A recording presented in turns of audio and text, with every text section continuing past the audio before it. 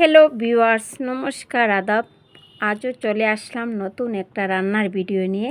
তো আজ তৈরি করে দেখাবো পটল ভর্তা কিভাবে তৈরি করব মজাদার, সেই রেসিপিটা আপনাদের সাথে শেয়ার করব।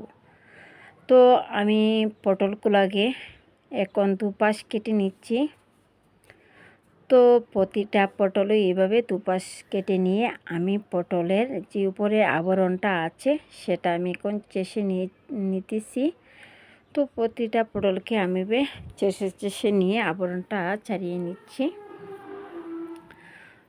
তো ছাড়ানো হয়ে গেলে এবার আমি পটলগুলোকে টুকরা করে কেটে নিব। তো আমি পটলগুলোকে টুকরা করে কেটে নিচ্ছি।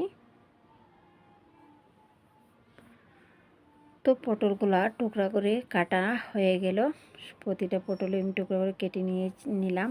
এখন আমি চুলায় চড়ে গেছি। এখন পটলগুলো আমি একটা কড়াইয়ে দিয়ে দিলাম আর পরিমাণ মতো পানি দিয়ে দিচ্ছি।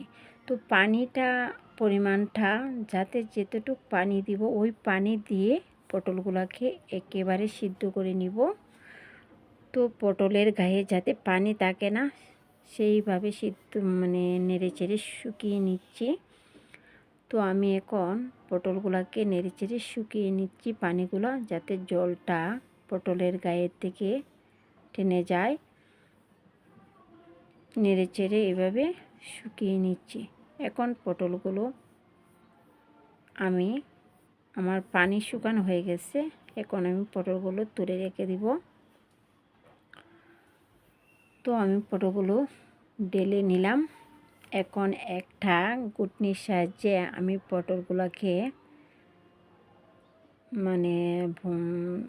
ভর্তা তৈরি করে নিচ্ছি এটাকে।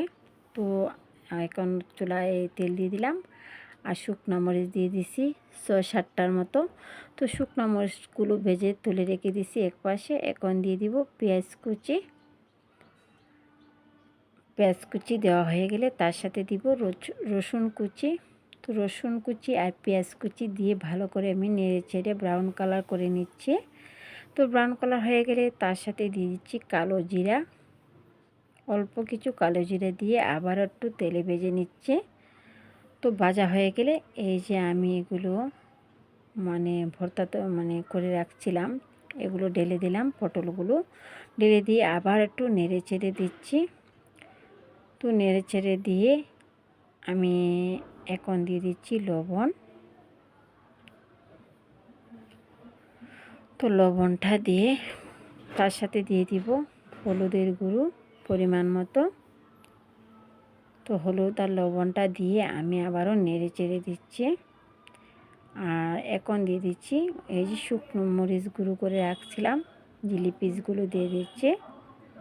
তো জিলি পিস দিয়ে আমি আবারও নেড়ে চেড়ে দিব। তো নেড়ে ছেড়ে দিয়ে আমি এখন বারবার এগুলো নাড়তে থাকবো। নাড়তে থাকতে থাকতে এক পর্যায়ে আমার ভর্তা তৈরি হয়ে গেল। আমি এখন বাটিতে পরিবেশন করে নিচ্ছি। তো দেখতেই পাচ্ছেন চমৎকার কালার চলে আসছে। তো এই ভর্তার রেসিপিটা সবার কেমন লাগলো জানাবেন। যারা ফেসবুক থেকে দেখছেন তো আমার পেজটাকে ফলো দিয়ে রাখবেন, আর যারা ইউটিউব থেকে দেখবেন সবাই একটু আমার পেজটাকে সাবস্ক্রাইব করে দিবেন।